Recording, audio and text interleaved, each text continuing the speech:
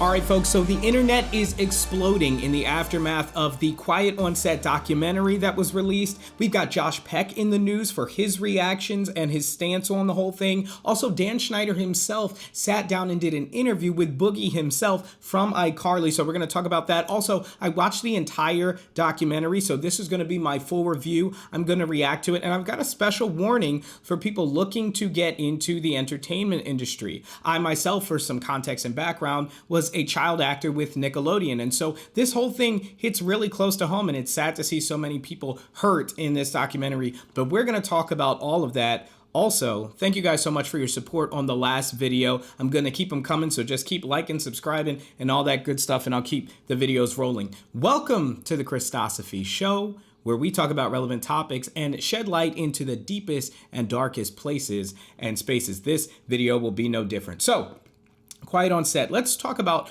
my reaction to the documentary as a whole. As a Nickelodeon child actor, what I can tell you from my experience in the entertainment industry is all of this stuff is very, very real. I 100% believe that some of the stories, some of the things that were said in this documentary go on in the entire entertainment industry. Now, from my personal experience with Nickelodeon in particular, I had an amazing experience. Never was there a hint of any kind of mess that was going on in this show. So I'm super thankful for that. But I do know with my other work in the entertainment world, that absolutely, there are some dangerous people in the entertainment industry. And there are some amazing, salt of the earth, purest people you could ever meet in the entertainment industry as well. But that's why I want to issue this warning to start this video off.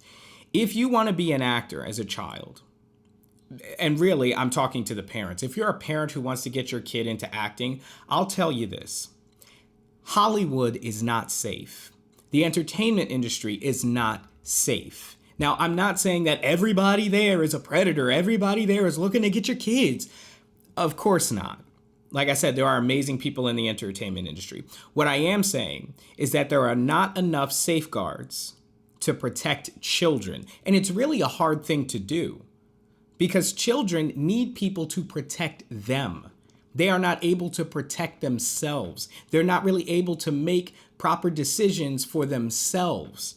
That's why they have legal guardians, parents, to do those things for them. And we even see sometimes parents go off the rails, stage parents who will look the other way when just the most disgusting stuff is happening because they want to see their kid rise in the ranks. One highlight of this show, I do want to spotlight Drake's father. He seems so crushed by everything that happened to his son. We'll talk about that a little bit later. But it does seem like he did everything in his power to sound the alarm immediately. But you see how the system works? They started bad-mouthing him. And when you have those people who are close to your kids, they can be in their ear about things. And that's why I'm saying parents, stay as close to your children as possible when they are in the entertainment industry. They need better laws. I mean, child labor laws. How did we get those? Only by kids being abused for their time, for their labor. And there are many more things, many more laws that need to come into place that I think got exposed in a documentary like this. Let's make some change here if we can, shed some light on the darkness and the ugliness. You got to expose and get rid of the people who do not have these kids' best interests in mind. And let me just say something. No matter, I don't care if you're on kids' TV. I don't care if it's a children's program. These people do not love your children more than anything in this world. They just don't. They may like your kids. They may really enjoy working with your kid. And that may sound harsh. They may even have some genuine love for your kid and want to look out for them. But there's a reason why they're not the legal guardian. All right, let's talk about Josh Peck. So Josh Peck is in the news recently because of his apparent stance on everything that Drake Bell was talking about was happening to him. He apparently defended Dan Schneider and didn't believe Drake Bell and his claims about what was happening with Brian Peck. Now, I want to clear up some things. According to the documentary Quiet on Set itself, even Drake Bell defended Dan Schneider and did not blame Dan Schneider for the things that Peck did. Right? Dan Schneider, and this was cleared up even in the interview with Dan Schneider, we'll get to that later in the show, he didn't hire Brian Peck. So there was never like a meeting where he said, "Oh yeah, you're the guy. Let me bring you on around these kids." Okay, and so I think it's important that we make a distinction. There were a lot of guys talked about on this show, but they are not all the same. They all have their issues and were corrupt, but they were not all the same. And so Dan Schneider apparently had no involvement with Brian Peck in terms of bringing him on in the first place. Okay. But Josh Peck is now, if you believe X, formerly known as Twitter, he's like getting canceled right now because he didn't support Drake Bell, or apparently that was what people are believing. He'll probably come out in an interview of his own to specify what happened between him and Drake, as we know that there was some beef in the news years and years ago about them splitting up. This may have been the reason why. We're not sure yet, and I'm not going to speculate on that kind of stuff. I hate when people speculate about stars and what's going on in their private life, so I'll wait for him to maybe make some remarks on what the beef actually was and what his stance was when Drake came forward with all this information about what Brian Peck had done to him. Oh, also, if you didn't know, the giant spoiler warning, because we're going to talk about the entire show. I don't know why I didn't say that earlier, but you've been warned now. Let's move on to the interview, the Dan Schneider interview. We're going to go piece by piece because, listen, there's some stuff in here. So he was interviewed by Boogie, okay, who played Tebow in iCarly. He was the guy with the stick who was always selling things on a stick. You can imagine what kind of jokes can be made when you got a guy selling things on a stick, okay? It's innuendo all the time. First of all, what is he supposed to say? Like, really? Is he supposed to come out there and say, yeah, that's just the way showbiz is, and I stand by everything that I did, and, you know, they need to toughen up, get thick skin, it's showbiz? There's an element to that being true. Hollywood is a very competitive place, and you got to be kind of tough. But there's a fine line, not even a fine line. There's a wide gap between just being tough and being abusive, okay? And I believe Dan Schneider was abusive and abusing his powers. What is he supposed to say? He says, you know, looking back, it's embarrassing, or I've changed my mind and I would have done these things differently because he's a different person. But let me just put this out there. Is it Dan Schneider that's different? Or is it the entertainment industry that's different? I believe Dan Schneider is one who can adapt to whatever environment he's in. If the entertainment industry had not been Me Too'd and the Weinstein stuff and all the stuff that came out about the abuse that was going on in the industry, if it was still that way, I don't want to speculate. But I doubt that Dan Schneider would have been pioneering for change. You know why I believe that? Because he didn't pioneer for it when he was the one in power. So to me, it strikes me as, yeah, you're just getting with the times. You're changing to be more acceptable to the times. He says no writer should ever feel uncomfortable. Okay, he claims to believe that now, but clearly he didn't believe that before. There was a part in the interview, in the documentary, where he had one of the writers bend over a table and pretend things were happening to her. That's not comfortable, and she refused multiple times. Dan Schneider at that time did not believe that every writer should feel comfortable in the writer's room. There was another part where the other writer, the other female writer, I should have names, but I don't. The other writer, she came in a room full of guys, and she made her pitch to Dan Schneider for one of her skits or something, and he asks her, didn't you used to do phone stuff? These are just the most inappropriate questions that you could ask. And this is according to the documentary. He wasn't asked specifically about that. I don't know if he denies it, but it was in the documentary. He's seen the documentary. He didn't take the time to clear that up in his interview with Boogie. So he was power tripping, and he perpetuated the culture of making women uncomfortable. And it wasn't just women, right?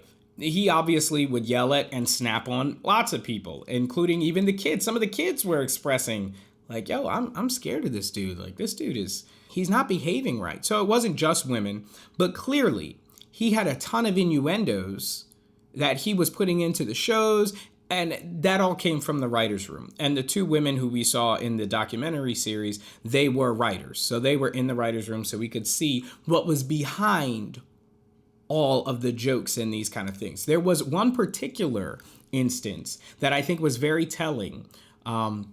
This is with Penelope Taint, who was played by Amanda Bynes, okay? And they were saying what was behind that last name. And it is a private part of someone's body, okay? And so that was what was behind it. And so I think that kind of, let's just get away with saying this wildly inappropriate stuff because it's going to go over kids' heads. I think that was a big part of what they were doing on the show and why it was funny, but it shouldn't have been. Okay, and we'll get to the whole aspect of, well, is it funny to the kids? Because Dan Schneider says, well, the kids thought it was funny. I think that regardless of the remorse that Schneider shows, there have to be consequences. Schneider never went to jail. And look, if they can't convict him of anything, I don't think he should go to jail, right? I believe you're innocent until proven guilty in a court of law and judged by a jury of your peers. If he's convicted, sure, he should go to jail or whatever fines they impose on him. But I think the consequence in Hollywood to move to a brighter day, just like with Weinstein, like you have to move these people out. I don't believe Dan Schneider should be anywhere near children's television ever again. As a consequence, people need consequences. He wants to act like he's reformed and that he's changed, and therefore, should he be let back in to Hollywood? Should he be let back on the set with these kids and stuff? Even if he is a changed man. Even if he completely would never do anything like that again, would never tell an off-color joke, would never make a child feel uncomfortable ever again. Because he's changed, does that mean there's no more consequence? He doesn't need any consequences? Of course he needs consequences. You know why? Because the victims need justice. That's why there has to be consequences. And so that would be what I would say. I would say he shouldn't be anywhere near kids' television ever again. He should be blacklisted from it. And some people would take it even further and say, get him out of Hollywood altogether. It's the man's livelihood. I'm not going to speculate on that, but I do think it should at least be that he's banned from children's television. He also was making a few excuses. He said he apologizes for snapping on people, but he was letting the pressure of showbiz get to him. Listen, everybody deals with the pressure of showbiz. Everybody deals with it. Now, Dan Schneider was at a higher position, and so he had bigger, a larger weight on his shoulders to carry, for sure. And that pressure definitely makes people snap. And I don't have a problem with the pressure getting to you once or twice or a few times. But dude, if you begin to have a reputation of being nasty to people, of being rude, as he said himself, sometimes he was just rude. If that becomes your reputation, you've got a problem. It's not just that you're doing the best to be a professional. Look at all the other people around you. They don't treat you that way. Do they tell you nasty things and are they rude to you? No. Why? Because they respect you and they respect your position. Dan Schneider was comfortable saying those things to the people under him because he didn't respect them. And he didn't respect them because he had superiority, a job title that ranked higher than theirs. And so again, I'm not saying that the man doesn't truly feel remorse for what he did and that he isn't apologetic. But what I'm saying is there have to be consequences for the actions that you did. And that he even admits to doing. All right, so let's talk about feet, sticks, and face shots. Okay, I'm talking about the innuendo on Nickelodeon TV shows under Dan Schneider. And really, they talk about how big Dan Schneider was. I watched almost all of the shows that he created. And were they funny? Sure, they had some really funny jokes that when I was young, yeah, just like the actors themselves, some of the jokes went over their heads. And so I think it adds another level of disgust when you take someone who's innocent, has an innocent mind in regards to these things, and you make them act out things that they have no idea what they're doing. It's bad enough when adults act disgustingly and act with such disgusting behavior on television. But when you take an innocent child and do that, that's another level that just I'm going to emphasize it again. There need to be consequences for doing this with children and to children. So he says that kids thought the jokes were funny and only funny. But here's the problem. You wrote the jokes while you were an adult. You weren't just a kid making funny jokes. Oh, it'd be funny if somebody gets hit with a stick in the face. Ha ha ha, right? And not getting it. Then they're all kids. They're just making jokes. Let it be what it is. The problem is you were an adult when you made those jokes. So it's not about how the kids saw the jokes. It's about how you saw the jokes. Penelope Taint. Clearly, we know where his mind was because of what we heard from the writer's room. Innuendo all in the writer's room, just talking about and making lewd jokes all the time. So you can't tell me there weren't innuendos in with Pickle Boy, aka Brian Peck. We'll talk about him. Even innuendos with Boogie himself, who was giving the interview with Dan Schneider. Boogie knows. Boogie knows. Boogie was an adult at the time of the shooting of this stuff. With the stick jokes. Carly said, or Sam said, nobody wants to eat anything that you shoved your stick through. Something like that. A kid, that might go right over their head. They're 10 years old. 9 years old. An adult, they're going to instantly see the innuendo. And so I think that he made a false premise there by saying, well, the kids thought it was funny. Dan Schneider's television shows created and perpetuated a culture of kids making jokes that got more and more adult.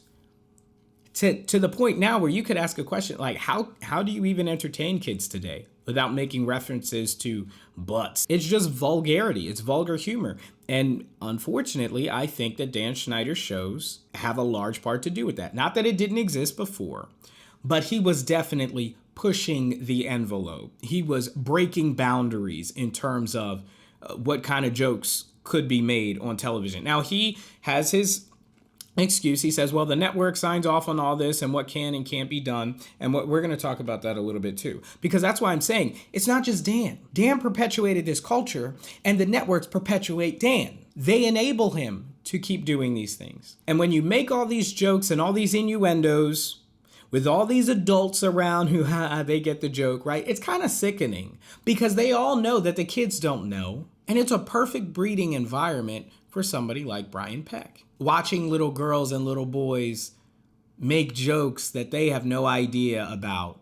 It obviously was intriguing for him. He stuck around and got involved with Drake Bell. So such a disgusting thing to see. There were a few moms in the documentary that mentioned, yeah, this was like inappropriate. Don't these pickles look kind of like things? You know what I'm saying? But they said that they were afraid to talk to him. Were they afraid because of his power? No. I think they were afraid because of Dan's ego, right? Oh, well, what ego? What are you referring to? Okay, well, there was a skit in which he allows himself to be compared to a god by one of the kids, right? This almighty producer. If he lets it spill out into the script, you know there's a problem behind the scenes. I think that Dan Schneider, this is just one piece of evidence that shows that Dan Schneider probably had an ego that made it very hard for people to tell him about himself. And that's why he was able to continue doing the things that he was doing for so long, even when parents expressed concern. Now, I want to talk about the parents for a second before we dive back into this. Yes, parents saw some things going wrong. But just like with Dan Schneider, don't get all different now. I'm saying, parents, if you saw these things, put your money where your mouth is. Walk out. If there's even a chance, and I'm so grateful for my parents because they had a no tolerance policy for anything like that. I just would not be a part of it. I just wouldn't be a part of it. They didn't care about any kind of contract, any kind of check, any kind of fame. My soul, my personhood was their highest priority. My heart and protecting it as a child. They were vigilant about it. And they played no nonsense. But some parents, they have a little bit more tolerance for that kind of stuff.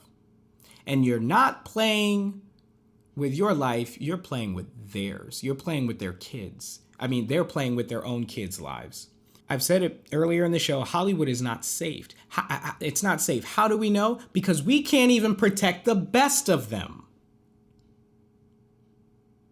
The most famous, most talented, we can't ensure their protection. How many drug abuse issues, mental health issues? The list goes on and on. I don't need to mention names. You know their names. You know their names. The biggest stars, Disney, Nickelodeon. We can't guarantee safety for them. And you know that the studio is interested in their protection because they make them money. So how much more for the people who are just side characters? So let's talk about the on-air dares. This was interesting because Dan said he wanted to make sure they're okay and stuff. And they had a crew that was dedicated to making sure that the kids were safe and none of the dares were too dangerous. But Nickelodeon wanted to make a fear factor for kids. And that's cool. Concept is kind of funny. You know, if the fear factor concept works, have the kids do like funny and weird and gross stuff, but nothing that the kids are uncomfortable with. And I do think that, and I'll be honest, I'll put myself out there, I think that's kind of a blurry line sometimes. Some kids are okay with, like, one kid had peanut butter all over him and the dogs were licking it off. He was uncomfortable. That's not right. There are some kids who don't care. Here's the problem. Dan says that, you know, he gave it to the network, and if the network signed off, those were the dares that they shot, and that's what aired. And this is what I'm talking about, protections being in place for these kids. It has to be that the kids are comfortable with it and that the parents sign off on it. And I know there are corrupt parents out there who will sign off on stuff. They don't want to be the problem parent because they're saying no to every dare. But that is your ultimate job. Any parent who wants to get their kid into showbiz, they need to switch a perspective. Your job is not to make your child successful, number one. That's number two. Your number one job is to keep your child safe. And that has to come first. So if the child does not feel comfortable or is afraid, parents have to be able to step in and protect that. Now, the nature of these on-air dares seems to be, or the problematic part of it anyway, is the on-air element. The fact that it seems that these kids didn't know what they would be doing until they were dared right on the spot. It's television. There's no reason for these actors not to know what they're going to be doing. Just have them sign off, hey, here are the dares that we're going to do. Just make sure you get, we're thinking of having Jimmy do this and Jane do that and Rick do that and Johnny do this, and have them sign off beforehand. Have the parents sign off beforehand. You could have eliminated this entire thing. The one kid, poor kid, getting licked by dogs with peanut butter all over him. Does it seem traumatic to me? I don't know, but at that age, that could be a traumatic experience. Okay, so then Boogie asked him the question, so you were banned on your own set. Now, Schneider says, okay, that there were some problems with actresses on the show, and he didn't want to do the show, or he wanted to get it handled or done away with. He said most showrunners are not on set anyway. There are directors who do all that, all the stuff that's on set. So he said that he just decided to remove himself from the situation. Do I think that's credible? I think that's fair. I mean, of all the things that were said about Dan Schneider, he could have lied to protect himself against a lot of the stuff that was said. This doesn't come off to me personally as a lie. I think that maybe people may have started that rumor that he got banned off the show, and until it's proven otherwise, that he just decided to remove himself. That would actually be a good thing. Based on his behavior that we've seen him acknowledge and that the other people in the documentary acknowledge, is a good thing that he removed himself. Credit to him there. He says he wants a licensed therapist to be on set, and that therapist should be tasked with making sure that the kids want to be there and are happy with their situation. Sounds lovely, and maybe this is just my mind. No, it's not my mind.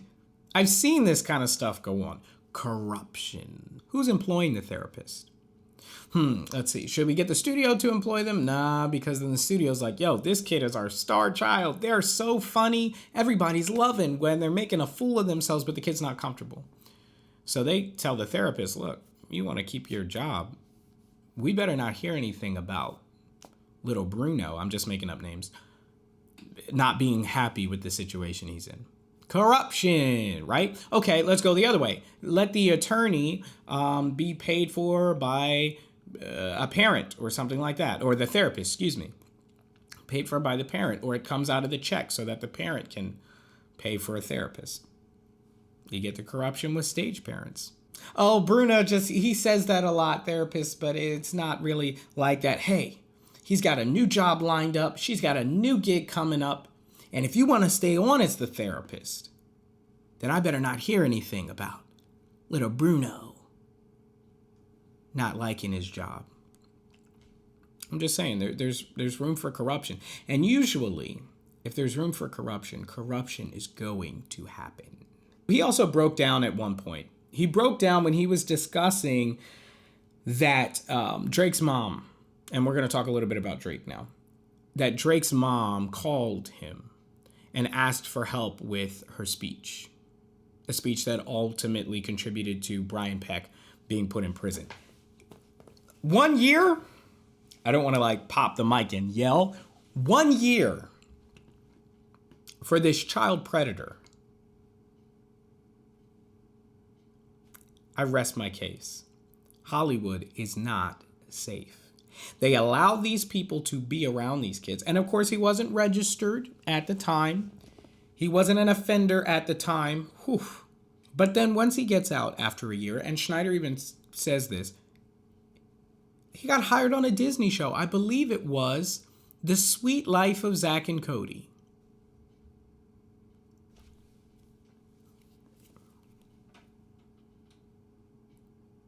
This is ridiculous, man. Get these monsters away from these children when you see this stuff happening. And this was not to say that there are levels to the amount of trauma you can inflict on a kid, but there's a difference between putting your hand on the kid's back a little too much to make a parent uncomfortable and the disgusting things that Brian Peck did to Drake Bell and was convicted of doing. Now, him only getting a year, that's its own problem, right? Somebody who would do that to a child, I'm not going to put a number on it, should be more than a year. Let's go with that. But then to get out and be not only allowed back in television, first of all, Schneider didn't do anything like that he was convicted of, and I think he shouldn't be allowed on kids' television ever again. This man went above and beyond the most heinous, disgusting things you could imagine, and he not only is let back in showbiz, but he's let right back around children. If any of you are on the fence about Hollywood not being safe, not because there aren't nice and safe people, but because the system is not safe, because there are no laws that protect kids from stuff like this, this should be your evidence. Brian Peck was let right back around people he could potentially victimize. So he concludes it by saying, he could see the hurt in the people's eyes, and he wishes that he could go back and change that and not be, he says, an a-hole. But why? I'm just curious. Why didn't you not want to be that way when you were running all of those shows? After the first show with incidents like that, why did you not say, I don't want to be that type of person. I had some bad interactions. Let me go into the next show and be better.